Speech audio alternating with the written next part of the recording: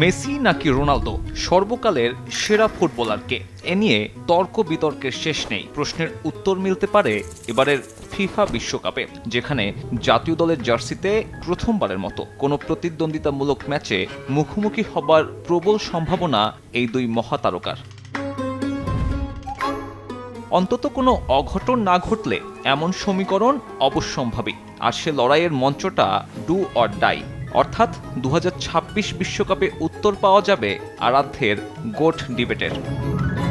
Group জেতে Argentina, পাশের group কেতে অবস্থান পর্তুগালের। প্রত্যাশা অনুযায়ী দুই দলেরই উচিত গ্রুপ চ্যাম্পিয়ন হয়ে পরের রাউন্ডে ওঠা, আর তেমনটা হলে কোয়ার্টার ফাইনালে মুখোমুখি হবে আর্জেন্টিনা ও পর্তুগাল। যে গ্রুপ লিডার হলে রাউন্ড অফ 32-তে আর্জেন্টিনার সম্ভাব্য প্রতিপক্ষ এইচ গ্রুপের রানার্স আপ। এরপর ডি আর জি গ্রুপের রানার্স আপের মধ্যে জয়ী দল খেলবে আলবিসেলেস্তাদের বিপক্ষে। পর্তুগালের জন্য অবশ্য কোয়ার্টার ফাইনালে ওঠার রাস্তাটা অপেক্ষাকৃত কিছুটা সহজ। তবে কি হবে যদি দুই দলের কেউই গ্রুপ চ্যাম্পিয়ন হতে না পারে? তবুও দেখা হবে এই দুই ফুটবল গ্রেটের। মঞ্চটা হবে রাউন্ড অফ 16।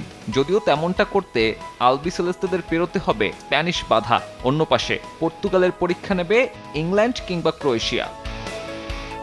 ফাইনালের মঞ্চে এই দুই দলের সাক্ষাতের একটাই উপায়, গ্রুপ রাউন্ডে কোনো এক দলকে হতে হবে রানার্স আপ। কে গ্রুপে কলম্বিয়ার মতো দল থাকায় হোঁচট খাবার সুযোগ আছে পর্তুগিজদের, আর তেমনটা হলেই ফুটবল প্রেমীদের পোয়া বারো।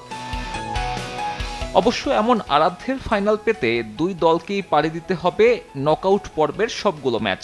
কাজটা কঠিন, তবে শুধুমাত্র এই সমীকরণেই নিউ জার্সির ফাইনালে মুখোমুখি হতে পারে আর্জেন্টিনা ও পর্তুগাল।